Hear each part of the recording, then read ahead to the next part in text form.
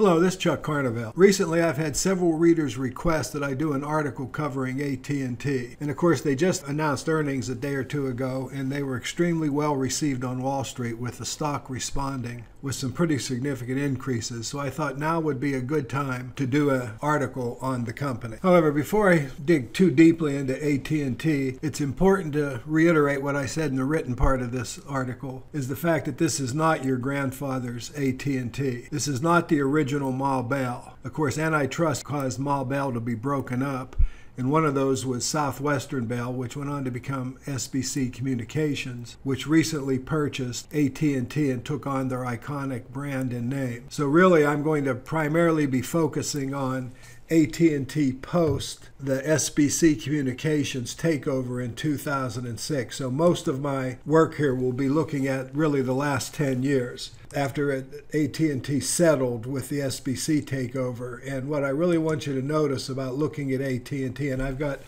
adjusted operating earnings and dividends up here on the graph, is that the company has had reasonably consistent adjusted operating earnings growth, averaging about 3.7%. Of course, their dividend has steadily grown, which is the white line here, from $1.69 in 2010 to $1.93 last year, and forecast $1.97 this year. But there's a couple of points I want to make. I'm going to put monthly closing stock prices on the graph here now to point out that AT&T stock price is really not what this investment is all about. Capital appreciation on AT&T has been reasonably consistent with its earnings growth rate. Looking at the performance report here, a couple of things I want to focus on. Number one, AT&T is all about the dividend. If you compare a $10,000 investment in AT&T on December 31st, 2009 through the closing price of yesterday, July 26, 2017, you'll see that relative to the S&P 500, AT&T has produced significantly higher dividends. But from a capital appreciation point of view, they've only annualized 4.1% per annum versus 11% for the market. The total annualized rate of return has been 8.3% versus 12.5% for the overall market. The point being that AT&T is really all about the dividend income, and I consider it, as I suggested in the written portion, a reasonable bond alternative in today's low interest rate environment. Next, I want to add the normal PE ratio, because what this does is kind of establish, if you will, a valuation reference and band. The orange line in this graph represents a PE ratio of 15. The blue line represents a PE ratio of 13.6. And as you can see, AT&T's stock price has traded most of the time within that valuation range, and there occasionally it gets below that, which would be attractive times to buy the stock. And of course, there have been occasions where the valuation has gotten above a 15 PE ratio, and it's currently trading at a blended PE ratio of 13.1, or just slightly below its historical normal PE ratio of 13.6 over this time frame. Consequently, from the perspective of the company's normal PE, it's arguably slightly undervalued, even though it's rallied a little bit here in the last few days after the earnings report. But one thing I want to point out very clearly here is that this is a dividend stock. You can see that the company's payout ratio is very high. They're averaging over 70% payout ratio historically. The dividend payout ratio, or the portion of earnings that are paid out, is this area represented below the white dividend line, which plots earnings. So they're paying out the majority of their profitability. They currently have a 5.2% dividend yield. They're a BBB plus company, which is investment grade, and they have 47% debt to capital. However, one thing, as I kind of alluded to in the written portion, if the Time Warner deal goes through, that's going to be a major additional debt that the company is going to take on, and some people talk about it being the largest amount of debt of any company in the world. I don't know that for sure, but the company certainly has a lot of debt. But another thing I want to point out, they also generate a lot of operating cash flow. So next I want to move on and take a look at operating cash flow with a focus still on the dividends here. So from a standpoint of operating cash flow, the company trades at about 5 times cash flow historically. 5.2 has been the normal price to cash flow. It's actually trading at a slight premium to that. But I think the real point here is relative to their operating cash flows, the company does have a reasonably low payout ratio of about 30%. And all this really indicates to me is that their dividend is well covered by operating cash flow.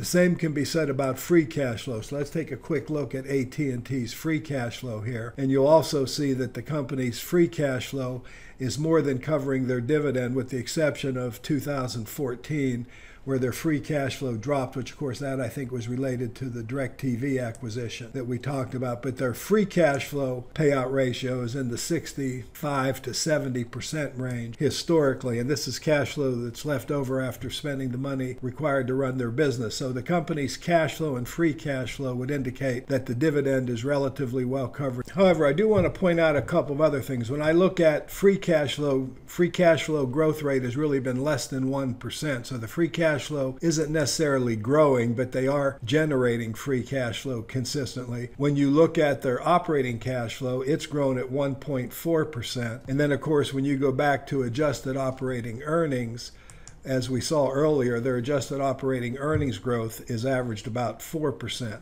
3.7 to be precise, or slightly under 4%. So what this is telling us is that this is really not a growth stock. American Telephone is actually all about the dividend. Now, I do want to talk a little bit, since I'm on adjusted operating earnings here, a little bit about diluted earnings, or what's more commonly referred to as GAAP earnings. One thing I want to point out about GAAP earnings, people have to realize that the company's kind of on an acquisition binge here recently.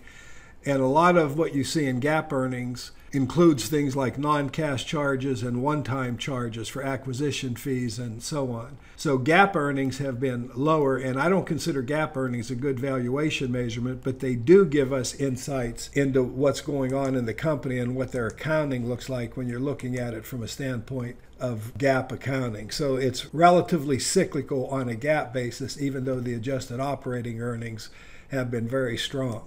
I also want to take a look at EBITDA, or earnings before income taxes, depreciation, and amortization, because I think EBITDA also gives us some additional insights. As I always mention, Warren Buffett once referred to EBITDA as earnings before all the bad stuff. And there's really some, I think, profundity in that statement. So when you look at EBITDA, and you look at EBITDA relative to price, EBITDA hasn't grown very fast either. And the company trades, at a reasonable multiple of EBITDA, about 4.5 to 5 times EBITDA historically.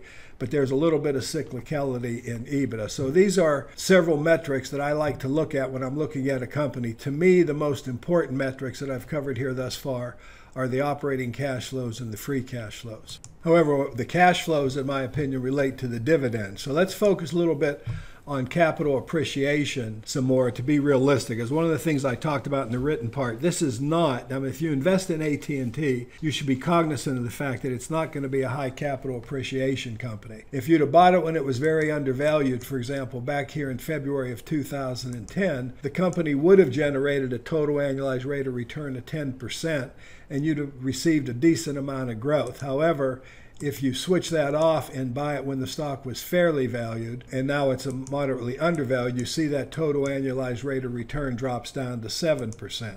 And had you purchased the stock when it was overvalued here back in September of 2012, that rate of return drops to 4.5%. And the reason I'm sharing this is because you have to be very careful with valuation on a low growth stock like this. Right now, I would say AT&T looks reasonably attractive from the normal PE ratio. But let's talk now about what we might expect going forward with AT&T from. In order to do that, I'm going to turn to the forecasting calculators. And AT&T is a reasonably well-followed stock. You can see there are 29 analysts forecasting earnings growth for 2017 and another 29 analysts forecasting earnings growth for 2018.